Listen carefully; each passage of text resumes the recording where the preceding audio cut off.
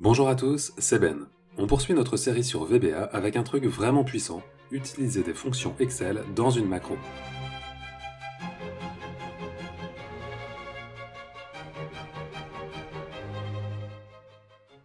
Vous le savez, coder en VBA, ça revient souvent à faire à Excel ce que nous aurions fait nous-mêmes. Et bien souvent, quand nous travaillons dans Excel, nous utilisons des fonctions qui vont nous faire gagner du temps. Nous allons donc voir aujourd'hui comment exécuter une fonction Excel avec VBA.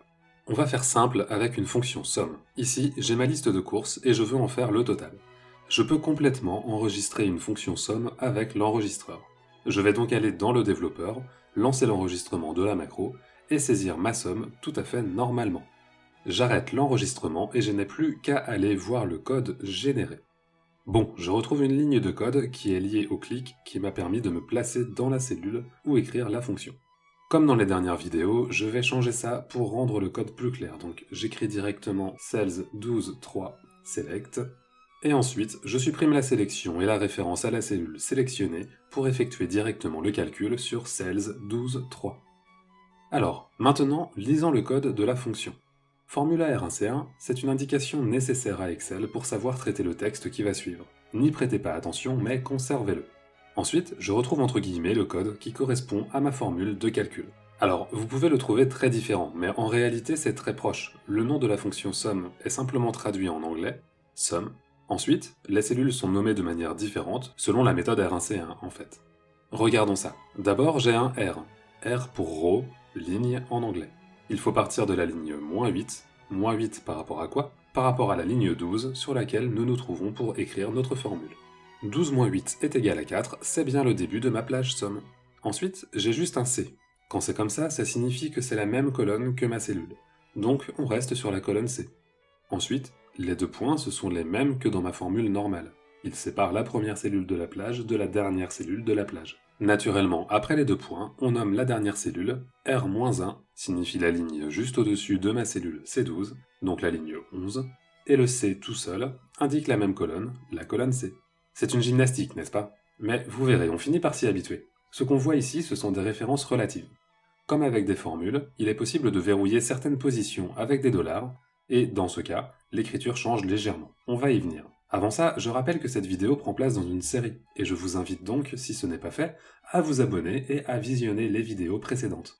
Par ailleurs, vous voyez ici qu'on peut utiliser les fonctions Excel en VBA, or il y a toute une playlist sur cette chaîne qui présente un grand nombre de fonctions Excel dont je me sers personnellement très souvent, aussi avec VBA, donc n'hésitez pas à y jeter un œil. Bref, voyons maintenant comment on utilise les dollars avec VBA. En fait, c'est tout simple. Je reviens sur mon exemple de somme, et cette fois, je vais verrouiller toute la plage. Donc je mets des dollars partout. Voilà. Maintenant, je vais lancer l'enregistrement d'une macro, et je vais simplement double-cliquer sur ma fonction, comme si j'allais la modifier. Je presse immédiatement la touche Entrée, et je fais ainsi croire à Excel que j'ai effectué une modification.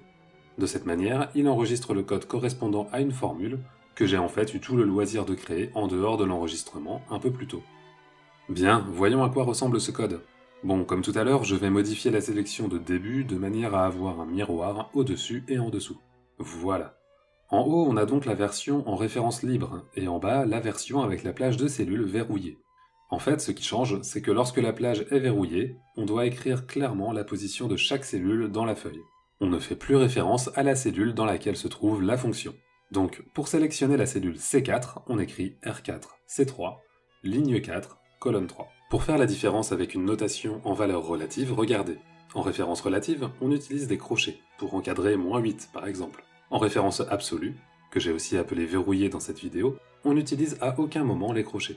On obtient donc quelque chose de plus lisible avec les dollars, et de manière générale, lorsque ça ne pose pas de problème fonctionnel, je vous encourage à utiliser des dollars dans l'enregistrement de vos macros. Le code ainsi obtenu n'en sera que plus lisible, et en plus, on pourra plus facilement y insérer des variables. Et oui, parce qu'on peut aussi insérer des variables dans le texte d'une fonction grâce à VBA. On peut tout faire avec VBA. Mais ça fera l'objet d'une prochaine vidéo. Merci d'avoir regardé cette vidéo jusqu'au bout. J'espère qu'elle vous aura intéressé, et si c'est le cas, pensez à vous abonner pour ne rien rater, et à laisser un petit pouce bleu sous la vidéo pour me soutenir.